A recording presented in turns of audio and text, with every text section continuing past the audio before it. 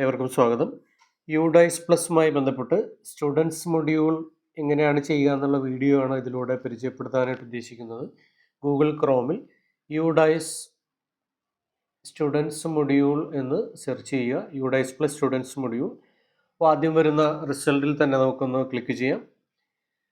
ഇവിടെ നമ്മൾ സ്റ്റേറ്റ് തിരഞ്ഞെടുത്ത് കൊടുക്കണം. ഇവിടെ നിന്നും കേരള എന്നുള്ളത് സെലക്ട് ചെയ്ത് കൊടുക്കുകയാണ്. അതിനുശേഷം ഗോ എന്നതിൽ ക്ലിക്ക് ചെയ്യുന്നു. തുടർന്ന് വരുന്ന പേജിൽ നമ്മളുടെ യൂസർ ഐ ഡിയും പാസ്വേഡും നൽകി ലോഗിൻ ചെയ്യണം. ലോഗിൻ ചെയ്യുമ്പോൾ എത്തിച്ചേരുന്ന വിൻഡോയാണിത്. ഇവിടെ നമുക്ക് 2 അക്കാഡമിക് ഇയർ കാണാം. 2024-25 കാണാം. അതുപോലെ 2025-26 എന്നുള്ളതും കാണാം. നമുക്ക് 2025-26 എന്നുള്ള ഈ അക്കാഡമിക് ഇയർ ആണ് നമുക്ക് സെലക്ട് ചെയ്യേണ്ടത്. അത് ക്ലിക്ക് ചെയ്യാം.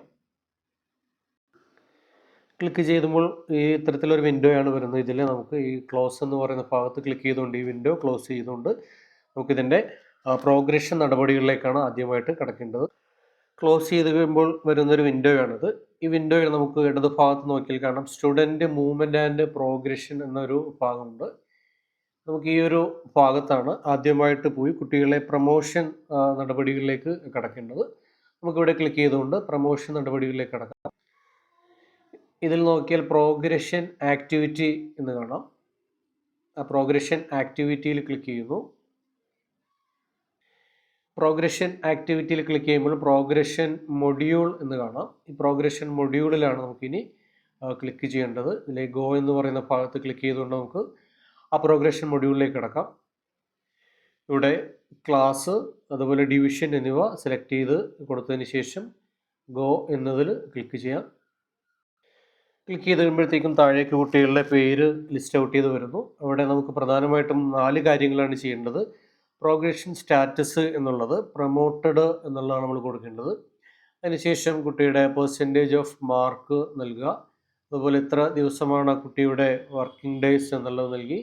സ്കൂളിംഗ് സ്റ്റാറ്റസ് ഇത് നമ്മളുടെ നിലവിലെ സ്കൂളിൽ തന്നെ പഠിക്കുകയാണെങ്കിൽ സ്റ്റഡിയിങ് ഇൻ സെയിം സ്കൂൾ എന്ന് കൊടുക്കാം. അല്ലെങ്കിൽ മറ്റേതെങ്കിലും സ്കൂളിലേക്ക് പോയിട്ടുണ്ട് എങ്കിൽ ലെഫ്റ്റ് സ്കൂൾ വിത്ത് TC എന്നുള്ളത് കൊടുക്കാതെ അനുയോജ്യമായി കൊടുത്തതിന് ശേഷം നമുക്കിവിടെ ഏത് ഡിവിഷനിലേക്കാണ് അടുത്ത, അപ്പോൾ ഇത് കഴിഞ്ഞ വർഷത്തെ കുട്ടികളുടെ ക്ലാസ്സാണ് കാണിക്കുന്നത്. പുതിയ ഏത് ക്ലാസ്സിലേക്കാണ് ഏത് ഡിവിഷനിലേക്കാണ് വന്നിരിക്കുന്നത്.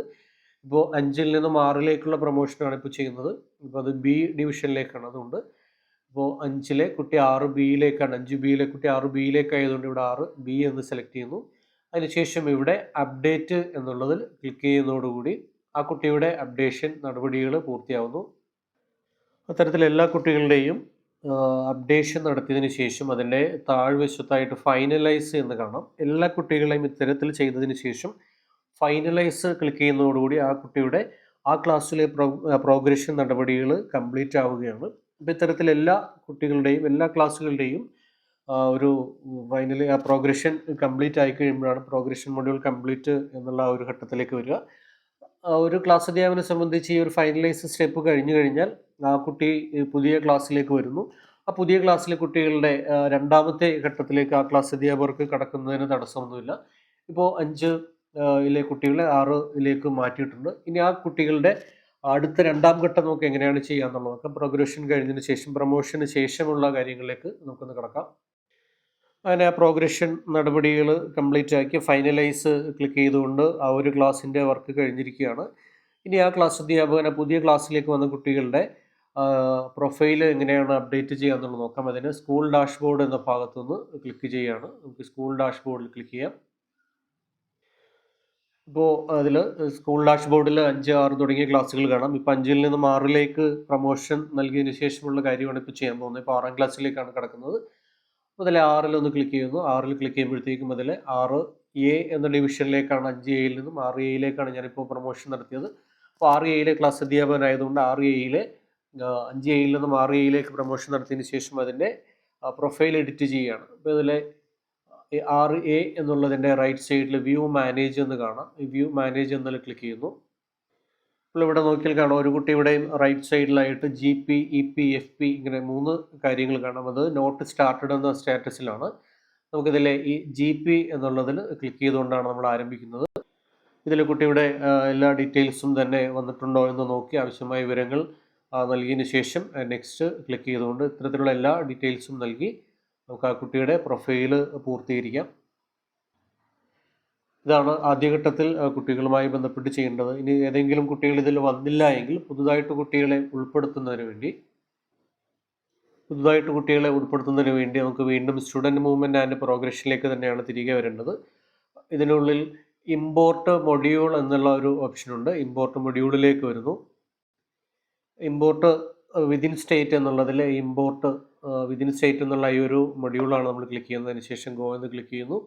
ഇവിടെ കുട്ടിയുടെ പെൻ നമ്പർ അറിയാമെങ്കിൽ പെൻ നമ്പറും ഡേറ്റ് ഓഫ് ബർത്തും കൊടുത്തുകൊണ്ടാണ് അതിൽ കുട്ടിയെ നമ്മൾ ഇമ്പോർട്ട് ചെയ്യുന്നത്. ഇനി കുട്ടിയുടെ പെൻ നമ്പർ അറിയില്ല എങ്കിൽ ഇവിടെ ഗെറ്റ് പെൻ ആൻഡ് DOB എന്നൊരു ഓപ്ഷനുണ്ട്.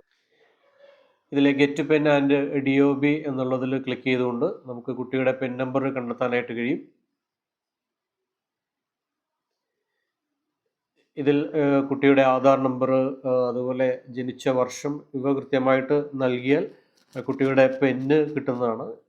അപ്പോൾ ആ പെന്ന് ഉപയോഗിച്ചുകൊണ്ട് പെന്നും ഡേറ്റ് ഓഫ് ബർത്തും നൽകിക്കൊണ്ട് കുട്ടിയുടെ നമുക്ക് ആ പെൻ നമ്പർ വെച്ചുകൊണ്ട് കുട്ടിയെ ആഡ് ചെയ്യാനായിട്ട് കഴിയുന്നതാണ്. ഇതാണ് നമ്മുടെ ഈ സ്റ്റുഡൻസ് മൊഡ്യൂളുമായി ബന്ധപ്പെട്ട് ആദ്യഘട്ടത്തിൽ ചെയ്യേണ്ടത്.